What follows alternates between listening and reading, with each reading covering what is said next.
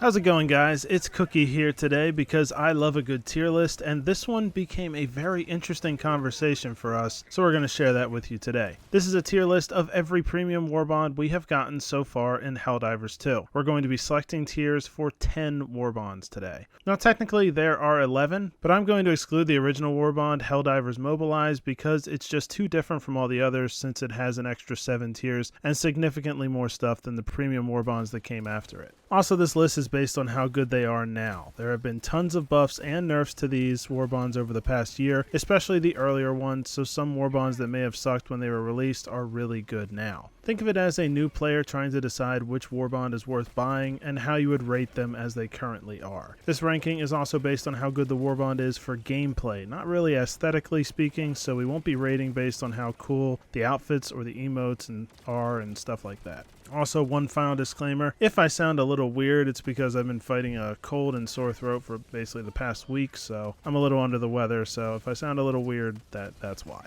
So I'm going to go through them in order of when they released. So first up is Steeled Veterans. Steeled Veterans is a Warbond with some big ups and downs. Let's start with the downs. This Warbond has the Liberator Concussive, and this may be the worst primary weapon in the game. This gun is made to push enemies away from you and stun them, which is nice against some enemies, but for a primary weapon to not be meant to actually kill enemies can make it pretty useless. Overall, this weapon's pretty much trash. The booster that comes with this Warbond is also pretty crap. It's the flexible reinforcement budget, and its ability isn't that useful since it just reduces the time until new reinforcements are granted once you're out of reinforcements. Simply not good enough to be picked over almost any other booster in the game. Those are the downsides of the Warbond, but everything else is at least pretty good. The Incendiary Grenade is a good crowd control grenade that can destroy bug holes. The Servo-Assisted Armor, which is the passive that comes with the armor from this Warbond, is a great armor passive, increasing your throwing range by 30% and providing 50% more limb health to avoid injuries on the battlefield. That throwing range is really fun when paired with aggressive stratagems like the Orbital Rail Cannon, or maybe the 500 kg bomb or a missile barrage,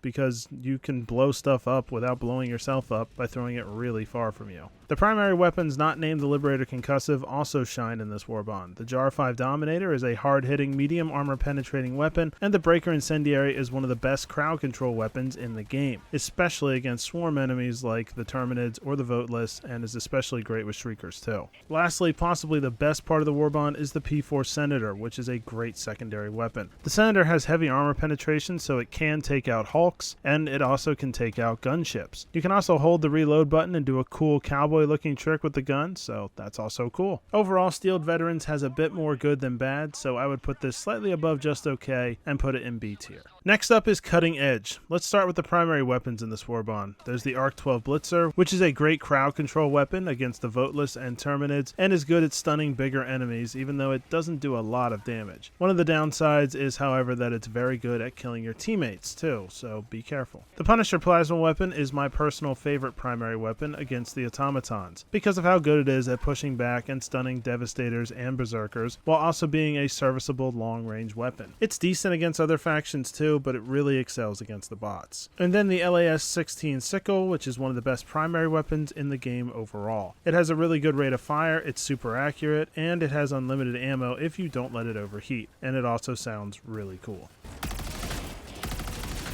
The secondary weapon is the LAS-7 Dagger. When this gun first came out, it kinda sucked, but after a buff it got last summer, it's now fantastic. Like the Sickle, it also has unlimited ammo if you don't let it overheat, and it excels with accuracy, like when you want to shoot off a Devastator's face. The grenade for this Warbond is the G23 Stun Grenade, which is a unique grenade in that it does no damage to enemies, but it's far from useless. You can use it to stun Hulks, allowing you to sneak behind them and shoot at their weak spot. The same is true with Chargers as well. It's great for escaping a crazy situation, and overall just a really useful grenade. The armor passive is Electrical Conduit, which provides 95% resistance to arc damage. This passive was pretty much useless for a long time, until very recently with the arrival of the Illuminate. Now you can be protected from the Illuminate Tesla Towers, the Watcher's attacks, the Harvester's arc attack, so it's definitely got some use now. And then the booster is Localization Confusion. This booster increases time between enemy encounters. This booster is a little hard to tell how it's working in game, but it's most useful in defense missions because it gives you time between waves to replenish ammo and prepare. Overall, there aren't any duds in this Warbond. Everything has a use, and some of the stuff is extremely useful, but it's not quite S tier, just a little below it in A tier. Next up is Democratic Detonation. This Warbond had a lot of absolute bangers. Let's start with my personal favorite grenade in the game, the G123 Thermite Grenade. Like I said about the dagger from the last Warbond, this grenade was awful when it was first released, but after it got a huge buff, it's now the best in the game in my opinion. It can destroy pretty much anything from chargers, hulks, and tanks to cannons, bug holes, and factories. Its only issue is that it sometimes bounces off of targets for some reason, but if it sticks like it's supposed to, it's an absolute gem. This Warbond also has my personal favorite primary weapon in the game, the CB9 crossbow. This weapon was also terrible when it was first released, but in the renaissance of the game, the crossbow was buffed massively. It now does massive damage. There is no enemy that the crossbow can't affect and usually kill. It can blow up factories and bug holes, and it's even one-handed if you want to use it with shields and objectives. Just a fantastic primary. One of the most useful secondary weapons is also in this Warbond, the GP31 grenade pistol. It can be used for bug holes in factories, one-shotting spewers, and pretty good for crowd control in a pinch as well. A great secondary weapon choice. This Warbond's armor also came with some very useful passives, including the engineering kit, which gives 2 extra grenades and reduces recoil by 30% when crouching, and the fortified heavy armor passive, which provides 50% resistance to explosives. Both of these passives are great, and the engineering kit is my personal favorite, so I can have 5 of those thermite grenades. The other 2 primary weapons in Democratic Detonation are a little bit underwhelming, but they're not necessarily bad. The R36 Eruptor is a solid gun, but it is totally outclassed by the crossbow, which essentially does everything the same as the Eruptor, but a lot better. Ironically, the Eruptor was the original crossbow before it got nerfed, and the crossbow eventually got buffed, kind of switching places on how good they are. There's also the BR-14 Adjudicator, which does the second most damage out of any of the assault rifles at 90, and has medium armor penetrating, so it's good against thicker Terminids, and it's just a solid choice for an assault rifle overall. This Warbond also comes with Expert Extraction Pilot Booster, which is a pretty lame booster in my opinion because it just gets your pilot to show up faster during extraction. There's a lot of better choices for a booster. So I would say that this Warbond is an easy S tier Warbond, and if you're just getting into Helldivers 2, this is the Warbond I would recommend. The 4th premium Warbond that was released was Polar Patriots. Starting off with the primary weapons, we have the Tenderizer. This gun does 95 damage, which is the most of any assault rifle in the game. However, it only has light armor penetrating, and you do need to reload it often. However, it's still a pretty reliable weapon, especially against the Terminids. The Pummeler is the next primary. It comes with a slight stun effect that used to be a lot stronger at release. However, a stunning weapon always has its uses when it can do solid damage, which this gun can. It's good at crowd control and a good weapon against the new Predator strain of Terminids. And then the Plaz 101 Purifier. This gun sucked at release, but thanks to a recent buff, it's very serviceable now. It can either have charge shots or be shot rapid fire. It's a great gun against overseers, which is nice because there aren't many weapons that are good against them. And it can be used effectively against a crowd of voteless or Terminids. The grenade is the G13 Incendiary Impact. It's just an impact version of the original incendiary grenade, but that quicker detonation can be useful in a pinch. The P113 Verdict is a solid secondary weapon capable of dealing with medium tier enemies like Devastators or Overseers. There's also the Motivational Shocks booster, which is too specific to really be that useful, so generally it's a good booster to skip. This is again a very solid Warbond with a lot of good options for the player, and it's going to slide into a comfortable spot in the A tier. Warbonds changed a lot after Polar Patriots, and this was first seen in the Warbond Viper Commandos. This Warbond had less content overall, but the real problem with it was how bad that content was. The only positive from this was the booster, Experimental Infusion, which buffs stims so that they increase movement speed and damage reduction. This is really useful and the only thing I really can recommend from this Warbond. The primary weapon is the Liberator Carbine, which is a fine gun but not great. It's just a faster version of the Liberator. The secondary weapon is the SG-22 Bushwhacker. It's pretty powerful but has awful range and you have to reload it a lot. Throwing knives also come from this Warbond and they are totally useless. They recently got buffs so that you could bring up to 20 knives now, but they still do almost no damage. I really hope this gets a buff one day though, because they look cool and that's awesome, but they're just totally useless right now. And then Peak Physique is the armor passive that was introduced, which increases melee damage. This was useless when the Warbond was released, but Arrowhead has been slowly making melee builds more of a doable thing in this game, so maybe in the future this will become more of an option, but for now it still kind of sucks. Just like this Warbond, because this Warbond is just bad. It's our first dud, and it's going all the way down to the bottom in the F tier. A couple months later, we got Freedom's Flame. People wanted fire, and they got it with this Warbond. There are 2 primary weapons, the Cookout and the Flam 66 Torture. The Torture is simply just a primary weapon version of a flamethrower, so it's a little excessive, but it's a lot of fun to use. However, the Cookout is one of the best primaries in the game. It's a better version of the Punisher shotgun and sets things on fire. Terrific against the Terminids because it keeps things like Brood Commanders and Stalkers at bay and off of your face. The Crisper is the secondary weapon, and it's just a mini flamethrower. Nice for a little extra flames in a pinch. This Warbond also comes with the inflammable armor passive, giving 75% resistance to fire, which is essential for any fire build. The low light of this Warbond is the booster, which is Firebomb Hell Pods. They look cool and can be funny when they kill you, but if you are looking for success in a match and not to just goof around,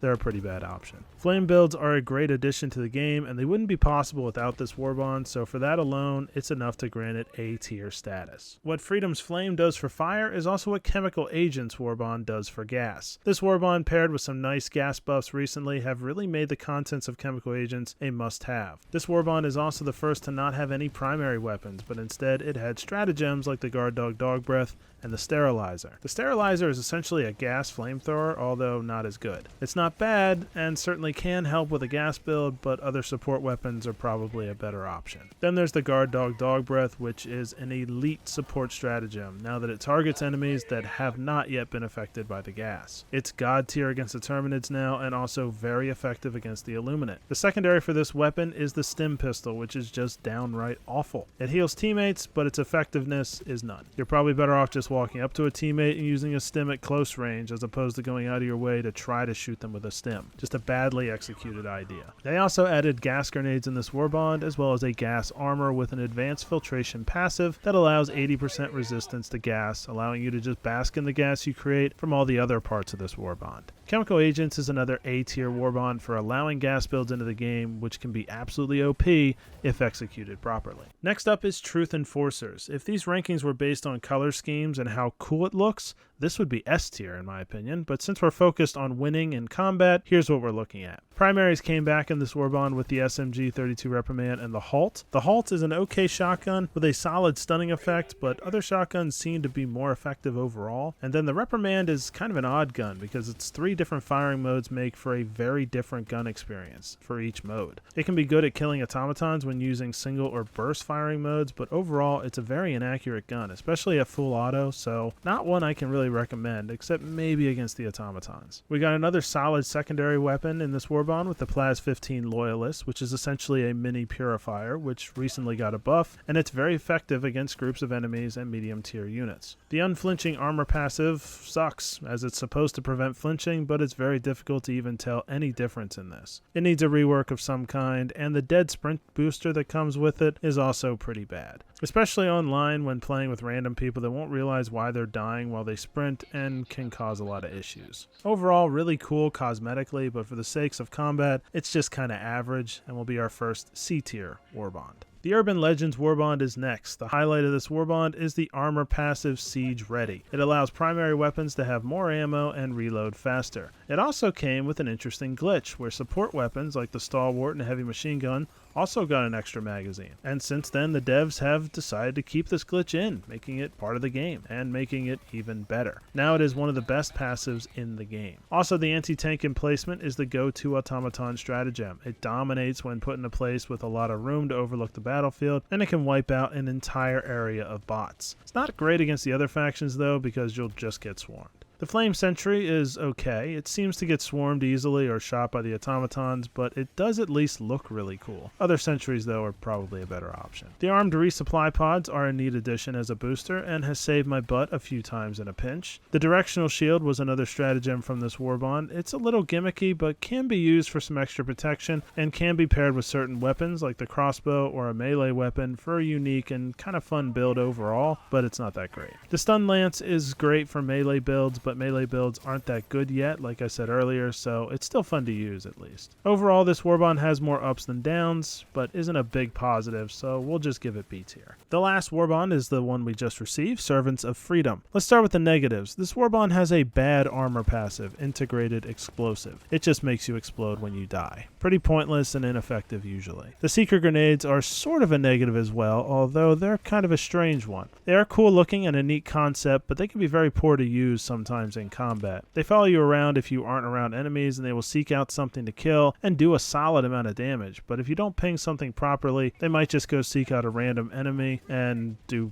very little damage. However, if they are used properly, they can even one-shot kill a gunship, so it kind of just depends how you use it. Now onto the positives. The double-edged sickle is a great weapon, but does need to be properly paired with other things like Vitality Booster and the flame-resistant armor to really be used to full use. Without those things, it's a lot less effective. The Ultimatum is an interesting secondary because it can blow up pretty much anything in one hit, including factory striders and pretty much any objective, but it is very low ammo and can shoot out sometimes. Overall, still usually a really solid choice. The coolest part of this Warbond, though, is probably the portable Hell Bomb. It is exactly what it says it is, a portable Hell Bomb that can do extreme damage. It has a 4-minute cooldown and can blow up anything and completely destroy the area. It's a great addition to the game, and super fun to use. In general, this is another more good than bad Warbond, and gets itself a B tier grade. So there you have it, all the premium Warbonds ranked on a tier list. Democratic Detonation is the lone S tier, and Viper Commandos as really the only bad Warbond we've gotten so far. Everything else averages in the good to great category for the most part. Obviously, it is now time for me to incur the wrath of all the Helldivers 2 fans out there that disagree with me, or maybe there are a few of you out there that actually agree with my choices. Either way, hit up the comments with how you feel about the rankings, and also let us know what you think of the video in general, like tier lists and rankings, and how much you enjoy or don't enjoy these type of videos. We'd love to hear feedback. Subscribe if you haven't done so already, and please smash the like button if you enjoyed what you watched today, and we will see you in our next video.